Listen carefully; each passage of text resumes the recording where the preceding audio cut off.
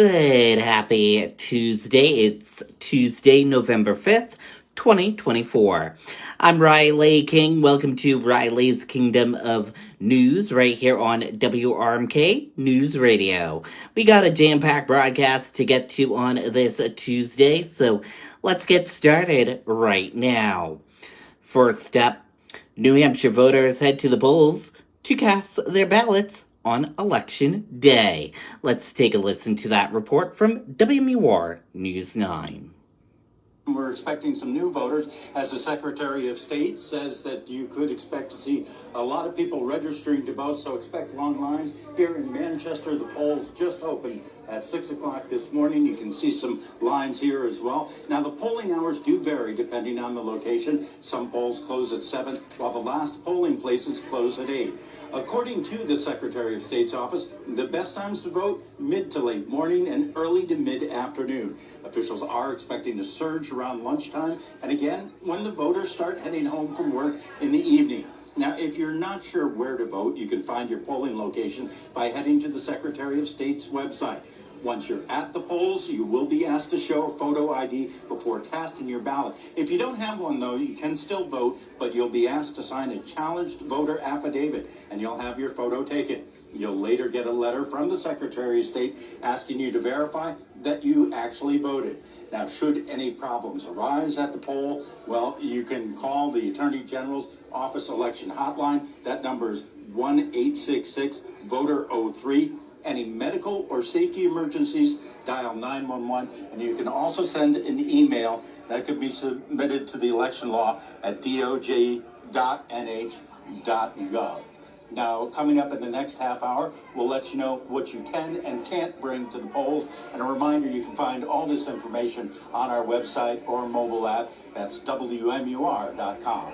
Reporting live in Manchester, Ray Brewer, WMUR News. Okay, and there you go on that report.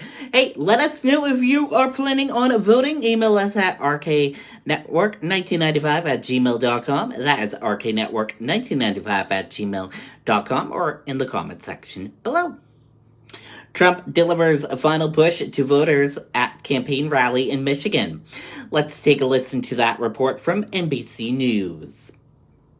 For Donald Trump, a final campaign closeout overnight in Grand Rapids, Michigan.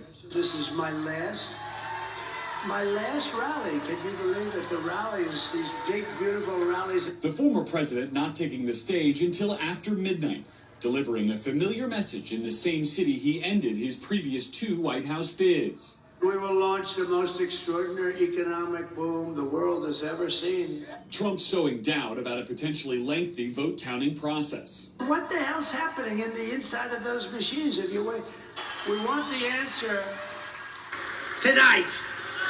While also insulting his political opponents, including former House Speaker Nancy Pelosi. She's an evil, sick, crazy. Oh no. It starts with a B, but I won't say it. I want to say it. The late-night rally capping off a 4-stop battleground blitz across the swing states that will likely determine the next president. Earlier in Pittsburgh, Trump laying out his closing argument. But America will be bigger, better, bolder, richer, safer, and stronger than ever before. During a lengthy and at times meandering speech, Trump appearing to blame his supporters if he loses Pennsylvania. I mean, we're certainly on the 2 or 3 yard line, and the only way we can blow it is if you blow it. I've given you the ball. I mean, you got to go and vote. And on the final day of campaigning, Trump's running mate J.D. Vance stumping in Georgia, a state Trump lost by fewer than 12,000 votes in 2020, and hopes to flip this time around. In the campaign's closing days, after that comedian's comments calling Puerto Rico garbage, and President Biden then appearing to say the same of Trump's supporters, disputed by the White House, Vance chose to have the last word. We are going to take out the trash in Washington, D.C., and the trash's name is Kamala Harris. The Trump campaign is hoping to see a wave of new voters today, those young, politically disengaged men they hope that they have been targeting for months upon months coming to the polls. Donald Trump himself will go to the polls to cast his ballot this morning alongside his wife, Melania. And then, like the rest of us, he'll watch the election returns come in, he from his home at Mar-a-Lago. Okay, and there you go on that report. Harris delivers her closing message to voters at a rally in Philadelphia. Vice President Harris punctuating a frenetic final day in Philadelphia with an army of supporters in front of the famed Rocky Steps. Here at these famous steps, a tribute to those who start as the underdog and climb to victory. Closing out her 3.5-month sprint in the critical battleground. One more day in the most consequential election of our lifetime, and the momentum is on our side. The vice president turning to star power and celebrity endorsements on election eve. God bless America.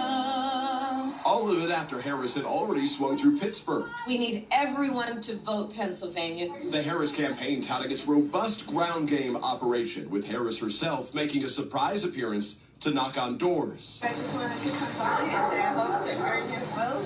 Earlier, making a detour at a Puerto Rican restaurant, trying to capitalize on that offensive comment about the island made last week by a comedian during former President Trump's Madison Square Garden rally. I stand here proud of my long-standing commitment to Puerto Rico and her people, and I will be a president for all Americans.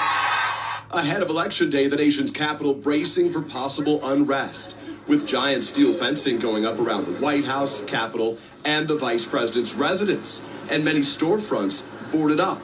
Well, last night in Pennsylvania, one of Harris's most prominent supporters, Oprah Winfrey, delivered this dire warning. If we don't show up tomorrow, it is entirely possible that we will not have the opportunity to ever cast a ballot again.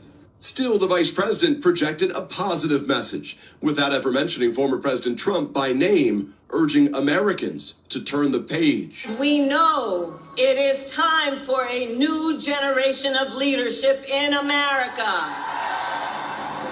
And tonight, Vice President Harris will watch the returns come in from the vice president's residence there in Washington before joining her supporters at her alma mater, Howard University. And while she has largely steered clear of embracing the historic nature of her campaign, of course, the potential to become the first woman president, last night her supporters really leaned in, with Oprah leading the crowd, chanting what was a bit of a twist on that Obama phrase from 2008, "Yes, she can." Hey, thanks for... Okay, and there you go on that report. Senate and House races to watch. That'll decide the control of Congress.